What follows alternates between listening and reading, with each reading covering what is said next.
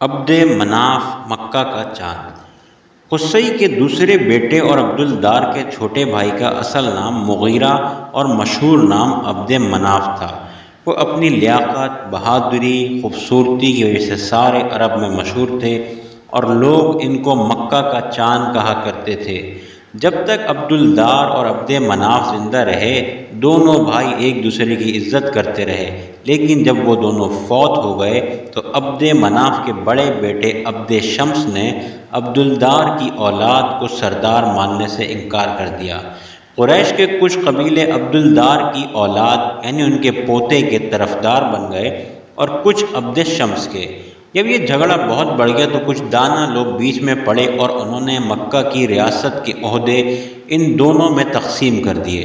حاجیوں کو کھانا کھلانے یعنی رفادہ اور پانی پلانے یعنی سقایا کے عہدے عبد شمس کو دے دیے گئے، اور کعبہ کو کھولنے اور بند کرنے یعنی حجابہ اور جنگ کے موقع پر جھنڈا اٹھانے والے لیوا اور قومی مجلس کے انتظام ندوہ کے عہدے عبدالدار کی اولاد کے پاس رہے۔ ہاشم۔ اس انتظام کو تھوڑا ہی عرصہ گزرا تھا کہ عبد شمس نے اپنے سارے فرائض اپنے بھائی ہاشم کے سپرد کر دیے۔ ہاشم بڑے بہادر اور دریا دل آدمی تھے۔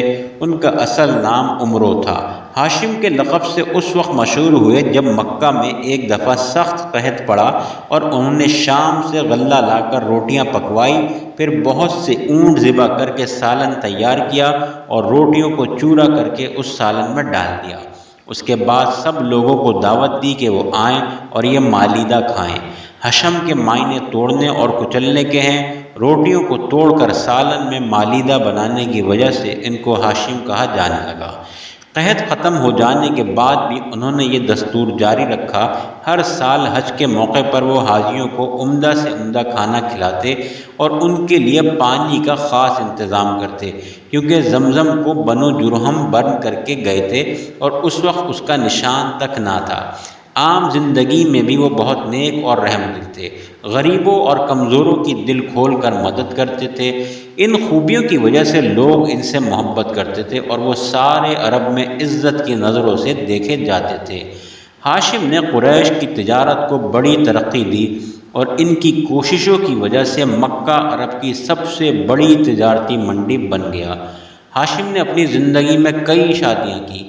ان کی ایک بیوی کا نام سلمہ تھا جو مکہ سے شمال کی طرف تقریباً 300 میل دور ایک پرانے شہر یثرب کی رہنے والی تھی۔ ان کا تعلق یثرب کے قبیلہ خزرج کی ایک شاخ بنو نجار سے تھا اور وہ عمرو بن زید نجاری کی بیٹی تھی۔ ہاشم تجارت کے لیے شام جاتے ہوئے اکثر یثرب میں ٹھہرا کرتے تھے۔ ایسے ہی ایک سفر میں انہوں نے سلمہ سے شادی کی اور کچھ دن یثرب میں ٹھہرنے کے بعد شام کی طرف روانہ ہو گئے۔ جب غزہ پہنچے تو بیمار ہو گئے اور وہیں فوت ہو گئے۔ ان کی وفات کے بعد سلمہ کے بطن سے ان کے ایک فرزند پیدا ہوئے۔ ان کا نام پہلے عامر اور پھر شیبہ رکھا گیا، کیونکہ ان کے سر پر کچھ سفید بال تھے اور شیبہ کے معنی بوڑھے کے ہیں۔ عبد المطلب۔ مکہ میں ہاشم کی وفات کی خبر پہنچی تو ان کے چھوٹے بھائی مطلب ان کے جانشین ہوئے۔ ادھر ہاشم کے فرزند جوانی کی عمر کے قریب پہنچنے تک یثرب میں اپنی ماں کے پاس پرورش پاتے رہے۔ وہ بڑے ہی نیک اور خوبصورت جوان تھے اور اپنی خوبیوں کی وجہ سے شیبۃ الحمد کہلاتے تھے۔ ایک دفعہ یثرب کے ایک شخص نے مطلب کے سامنے ان کے بھتیجے شیبہ کی بہت تعریف کی۔ یہ سن کر وہ بےتاب ہو گئے اور یثرب جا کر شیبہ کو اپنے ساتھ اونٹ پر بٹھا کر مکہ لے آئے۔